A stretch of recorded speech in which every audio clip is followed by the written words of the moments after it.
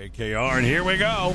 We're going to film school with film study professor Joe Fortunato. One flew over the Cuckoos.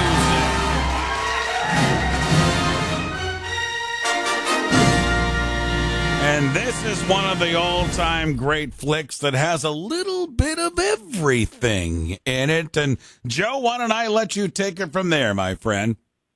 Well, good morning, Ray. Good morning, everybody. Yes, today we're talking about one of my favorite films, One Flew Over the Cuckoo's Nest, released November of 1975. It was directed by Milos Forman. It was based on a book by Ken Kesey.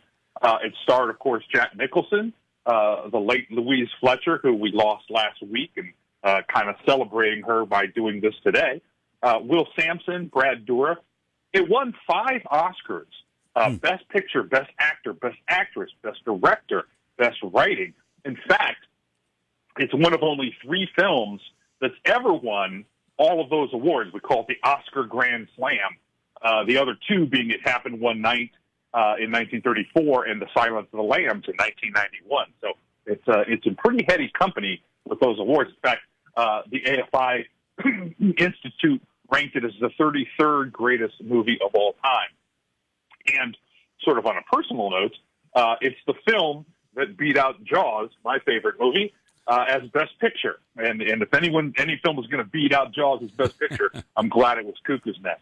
In fact, I first saw it when I was in high school, and it's the only film I ever got the tape, and it dates me a little bit, and rewound it right after seeing it and watched it all over again. So it's a movie that means a lot to me.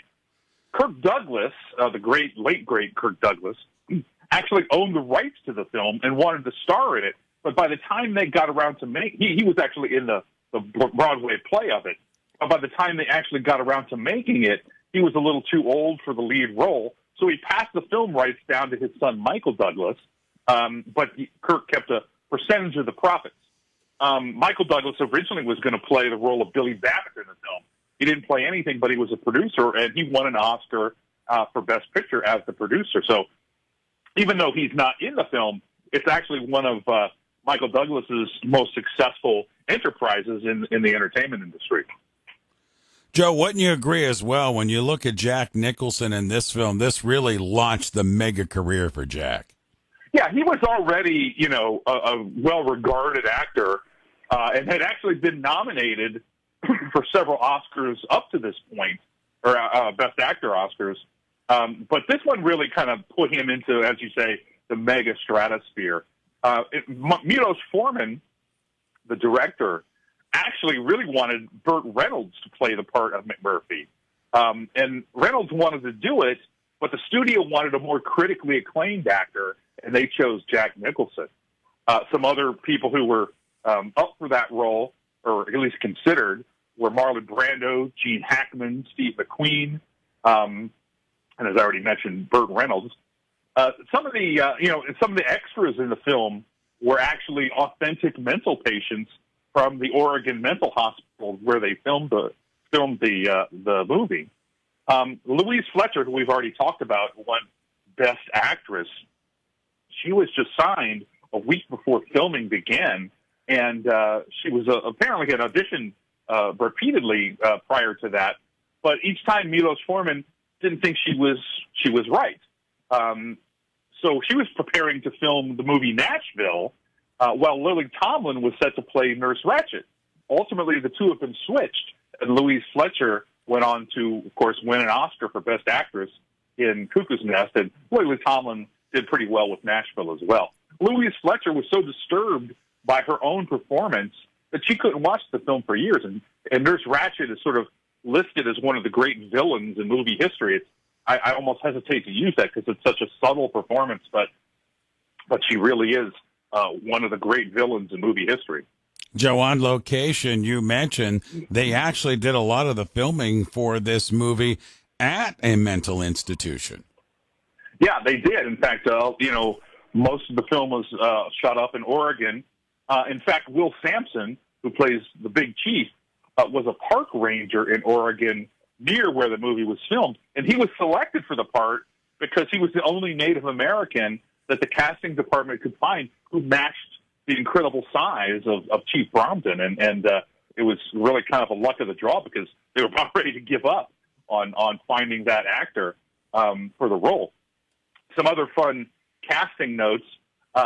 This is Danny DeVito's first film role. He was actually in the off-Broadway revival of the play, and some of the Christopher Lloyd, also his first role, and of course the two of them later reconvened to star together on the TV show Taxi. Joe Fortunato, Film School, One Flew Over the Cuckoo's Nest. And Joe, you mentioned one of your all-time favorites. What has that thing at the top of your list? What made this movie, in your estimation, terrific? Well, it's such a good story. It's very subjective to answer that question, of course, but it's a great story. It's so well acted. It's got that sort of celebration of the human spirit with McMurphy. You know, Nurse Ratched is trying to oppress these mental patients and sort of dehumanize them, and McMurphy comes in and celebrates their humanity and their individuality and really shows them that, hey, they're human beings too. And I don't know, I just think that's a great message. All right, Joe Fortunato again, Film School today, film study professor Joe Fortunato, One Flew Over the Cuckoo's Nest. You go to WAKR.net and listen to it again. Joe, as always, my friend, thank you for the time. We'll do it again next week. Thanks, Ray. We'll see you next week. You got it. Joe Fortunato with us, film study professor, joins us Fridays here on WAKR.